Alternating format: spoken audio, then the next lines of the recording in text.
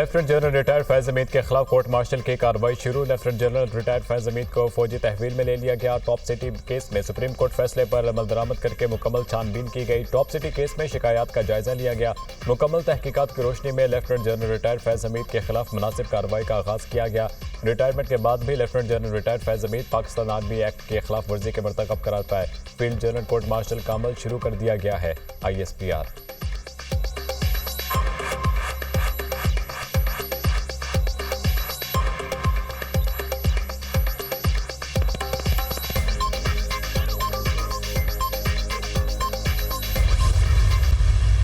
फौज में कड़े एहतसाबी अमल पर DG/ISPR वाज़े बयान दे चुके हैं। 7 मई को होने वाली प्रेस कॉन्फ्रेंस में DG/ISPR ने फौज के खुद एहतसाबी के खदोखाल बयान किए।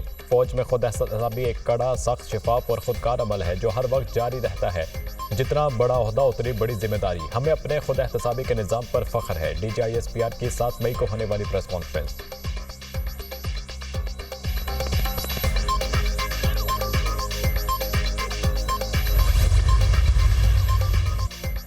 फौज का अंदरूनी एहतसाब का इंतजाम बहुत मौसर है। जनरल फैज का रिटायरमेंट के बाद भी सियासी वाकयात में हाथ रहा। 9 मई के हालात और वाकयात की उंगली फैज हमीद की तरफ इशारा कर रही है।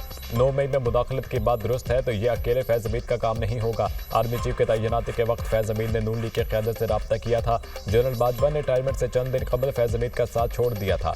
जनरल बाजवा जनरल फैज के अलावा किसी और नाम पर इसरार कर रहे थे। जनरल फैज और जनरल बाजवा का आपस में इंतहाई करीबी ताल्लुक था। 2019 में जनरल फैज से मिलने मुझ समेत 3 लोगों ने जाना था। एक साहब लाहौर से नहीं पहुंच सके, दूसरे उम्रे पर थे, अभी बैठ भी नहीं पाए थे कि फैज हमीद ने कहा हम वज़ीर आज़म से तंग आ गए हैं। जो लोग इक़्तिदार के पीछे भाग रहे होते हैं उनका साथ यही होता है। वज़ीर दिफा ख्वाजा आसिफ।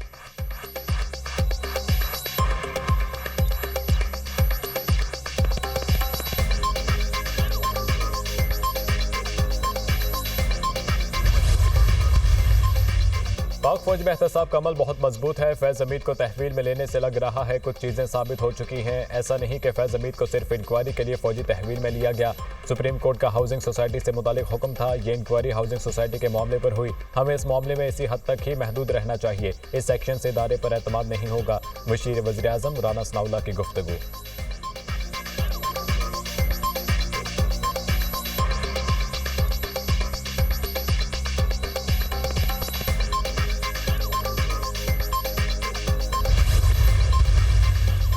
कार्रवाई बड़ा क्लियर पैगाम है। जो भी आईन और कानून के खिलाफ चलेगा उसका एहतसाब होगा। पाक फौज ने एक अहम कदम उठाया है। फौज के अंदर कड़ा एहतसाब का निज़ाम मौजूद है। फैज हमीद को तहवील में लिया गया है।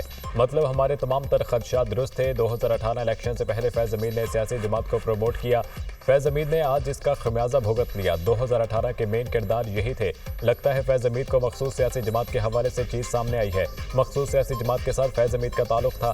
फैज हमीद के खिलाफ करप्शन और सियासी मुदाखलत मौजूद थी। सियासी मुदाखलत नजर आने पर फौज ने दुरुस्त कदम उठाया है। पाकिस्तान के सालमियत के खिलाफ मुहिम चलाना मुनासिब नहीं है। 9 मई को मुल्क के सालमियत पर हमले किए गए। वज़ीर इत्तलात अतात अरड़ की दुनिया न्यूज़ से गुफ्तगू।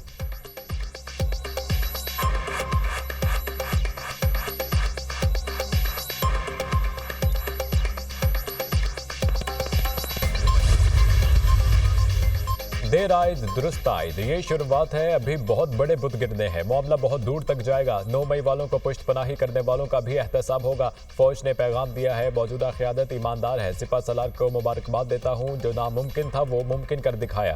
फैज हमीद और तहरीक इंसाफ एक ही नाम है। आने वाले दिनों में बानी PTI और तहरीक इंसाफ जमीन पर लेट जाएंगे। सब अच्छे बच्चे बन जाएंगे। PTI पहली लिस्ट में होगी। हमें जश्न मनाना चाहिए। पाकिस्तान हकीकी तौर पर तरक्की की तरफ जा रहा है। सेनेटर फैसल वाबना की गुफ्तगू। शवाहिद के बना पर फैज हमीद को तहवील में लिया गया है। फौज के अंदर एहतसाब का निज़ाम मौजूद है। फैज हमीद आर्मी एक्ट की खिलाफ वर्जी करते हुए पाए गए हैं। बानी PTI की हुकूमत लाने में फैज हमीद का किरदार था।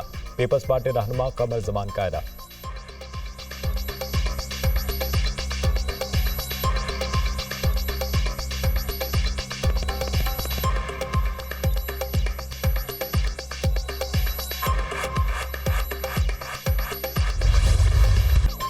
कौमी असम्बली के 3 हलकों में नून लीग के 3 उम्मीदवारों की कामयाबी का इलेक्शन कमीशन का फैसला बरकरार। सुप्रीम कोर्ट ने लाहौर हाई कोर्ट का फैसला कलअदम करार दे दिया। N154, N81 और N89 में दोबारा गिनती में कामयाब लीगी अरकान बहाल। अब्दुल रहमान कांजू, अजहर क़य्यूम नाहरा और जुल्फ़िकार अहमद की लाहौर हाई कोर्ट के फैसले के खिलाफ अपीलें मंजूर।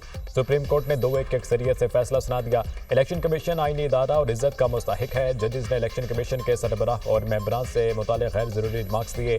ये तस्लीम शुदा हकीकत है कि 3 हलकों में दोबारा गिनती की दरख्वास्तें 9 और 10 फरवरी को आ गई थी। 5 अगस्त 2023 को इलेक्शन एक्ट 2017 में तरमीम के जरिए रिटर्निंग अफसर को वोटों की दोबारा गिनती का इख्तियार दिया गया। लाहौर हाई कोर्ट ने इलेक्शन एक्ट में तरमीम को नजरअंदाज किया। इलेक्शन एक्ट की सेक्शन 95(5) के मुताबिक रिटर्निंग अफसर दोबारा गिनती करवा सकता है। सुप्रीम कोर्ट ने केस का 47 सफ़हात पर मुश्तमिल तहरीरी फैसला जारी कर दिया।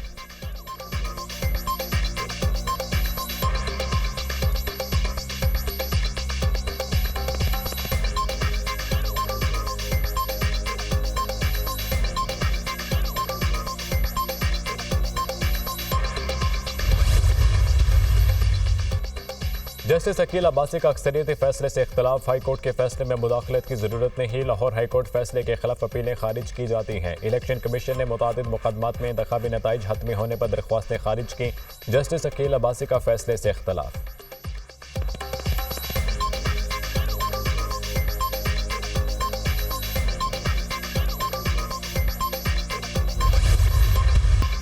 तहरीक इंसाफ का सुप्रीम कोर्ट के फैसले पर शदीद तहफ़्फ़ुज़ात का इज़हार। फैसले को इंसाफ के तकाज़ों के मुनाफी करार दे दिया। PTI ने अगले चीफ जस्टिस का नोटिफिकेशन जारी करने का मुतालबा कर दिया।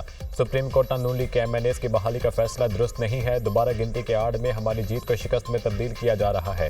सुप्रीम कोर्ट को चाहिए था इलेक्शन कमीशन के रूल को देखती। एक्सटेंशन की आड़ में ऐसा करने वालों को बांग्लादेश से सबक सीखना चाहिए। एक बात वाज़े कर दें, एक्सटेंशन की अब बिल्कुल गुंजाइश नहीं। इंशाअल्लाह खल्क़ खुदा बोलेगी। तहरीक इंसाफ के खिलाफ साजिशें करने वाले सारे नाकाम होंगे।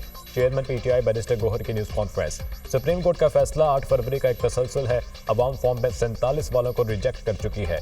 मसनूई तरीके से मुस्लिम लीग नून की मेजॉरिटी बनाई गई। सेनेटर शिबली फराज।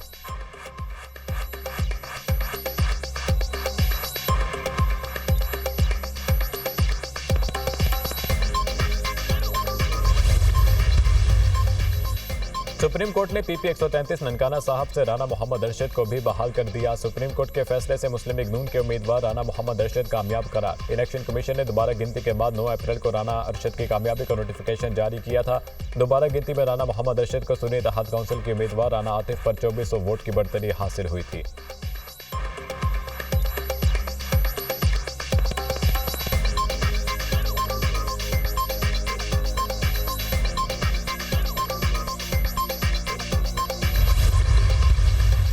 बदकिस्मती से हम पड़ोस की जंग में पड़ने के नताइज का अंदाजा नहीं लगा सके। माजी में किसी और की जंग का हिस्सा बनने पर रियासत ने बहुत नुकसान उठाया।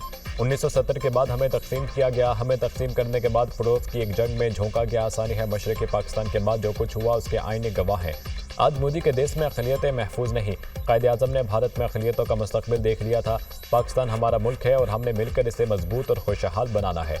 सदर ममलिकत आसिफ अली जरदारी का अक़लियतों के हवाले से तकरीब से खिताब।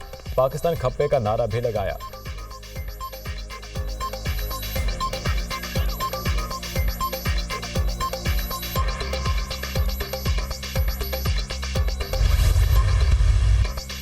माजी का रोना धोना नहीं करना, सीख कर आगे बढ़ना है। मायूसी के अंधेरों को धकेल कर रोशनियों की तरफ जाना है। शबाना रोज मेहनत करेंगे तो पाकिस्तान अजीम मुल्क जरूर बनेगा।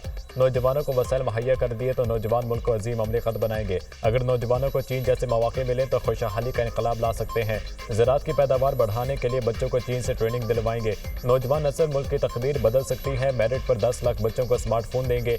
14 अगस्त को 5 साल इक़्तिसादी बहाली के लिए प्लान पेश करूंगा। वज़ीर-ए-आज़म शहबाज शरीफ का तकरीब से खिताब। वज़ीर-ए-आज़म ने कॉमनवेल्थ यूथ अलायंस सेक्रेटेरिएट का इफ्तिताह कर दिया।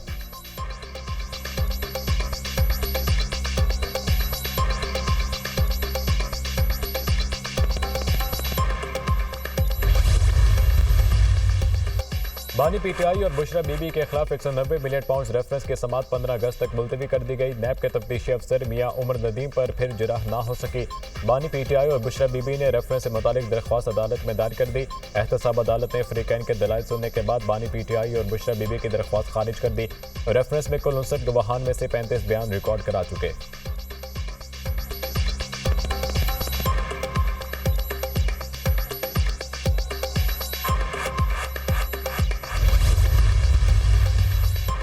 शाहिद खाकान अब्बासी समेत तमाम मुल्जिमान गैर कानूनी भर्तियों के केस में बरी। एहतसाब अदालत का रेफरेंस चेयरमैन नैब को वापस भेजने का हुक्म। नैब अदालत ने नैब हुकाम की PSO गैर कानूनी भर्तियों का रेफरेंस वापस लेने की दरख्वास्त मंजूर कर ली। नैब को खत्म करें वरना मुल्क नहीं चलेगा। हमारा किसी से कोई झगड़ा नहीं, ना किसी से कोई कुर्बत है। जो सियासी जमात आइन पर चलेगी हम उसके साथ हैं। अदलिया के निज़ाम को दुरुस्त करने की ज़रूरत है। सियासी क़यादत आर्मी चीफ जस्टिस पाकिस्तान बैठकर मुल्की मामलात का हल निकालें। शाहिद खाकान अब्बासी की मीडिया से गुफ्तगू।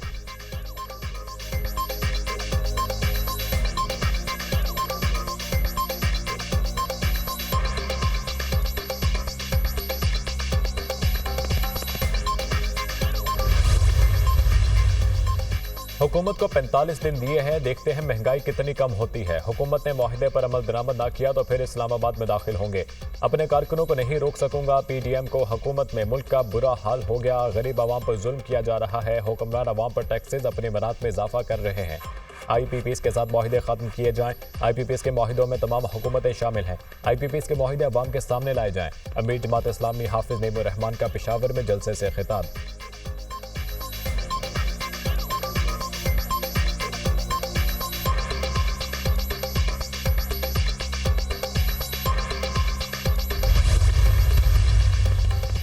बानी PTI की स्ट्रीट मूवमेंट के लिए पार्टी को तैयार रहने की हिदायत। हुकूमत ने मखसूस नशिस्तों का फैसला ना मानना और चीफ जस्टिस को एक्सटेंशन देने की कोशिश की तो हम एहतजाज करेंगे। हमारे हालात बांग्लादेश से ज्यादा बुरे हैं। हसीना वाजिद ने जमात इस्लामी समेत तमाम अपोजिशन को दीवार से लगाया था। ये सारी चीजें पाकिस्तान में भी हुई हैं और हो रही हैं। बांग्लादेश में तलबा ने खौफ का बुत तोड़ डाला। हसीना वाजिद ने तालिब इल्मों पर जो जुल्म किया वो बैक फायर हो गया। बानी PTI की अडियाला जेल में सहाफियों से गैर रस्मी गुफ्तगू।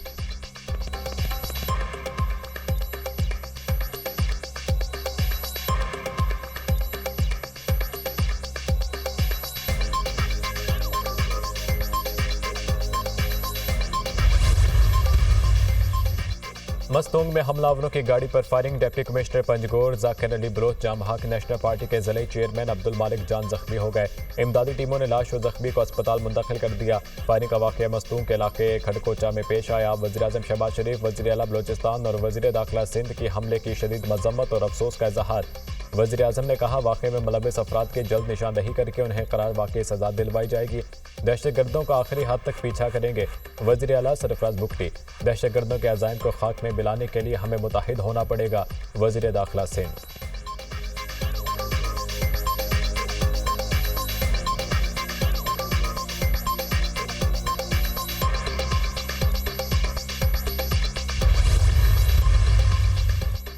वादी तीरा में फायरिंग से शहीद लेफ्टिनेंट उज़ैर महमूद मलिक आबाई इलाके में मुकम्मल फौजी एजाज के साथ सुपुर्द खाक। शहीद की नमाज जनाजा और तदफीन में पाक फौज के सीनियर अफसरान, जवानों, शोहदा के लवाहिकीन और मायदीन इलाका की बड़ी तादाद में शिरकत।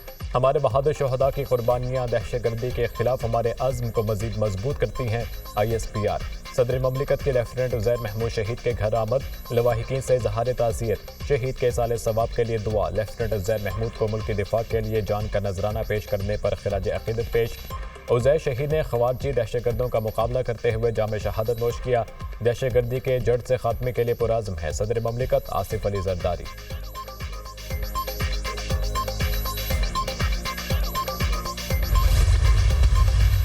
ग़ज़ाई क़िल्लत का शिकार बच्चों के लिए अमेरिका का बड़ा इक़दाम। अमेरिका ने ग़ज़ाई क़िल्लत का शिकार बच्चों के लिए इमदाद यूनिसेफ के हवाले कर दी।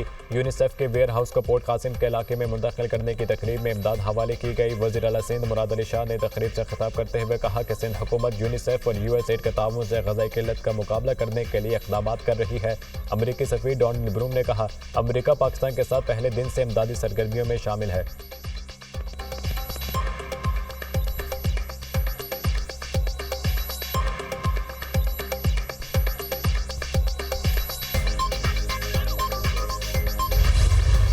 रियासती इदारे पाकिस्तान का काबिल फ़ख्र असासा हैं। किसी को इदारों के खिलाफ मनफी मुहिम चलाने की इजाज़त नहीं देंगे। पाकिस्तान की तरक्की और अवाम की खुशहाली की राह में रुकावटें डालने की कोई कोशिश कामयाब नहीं होगी।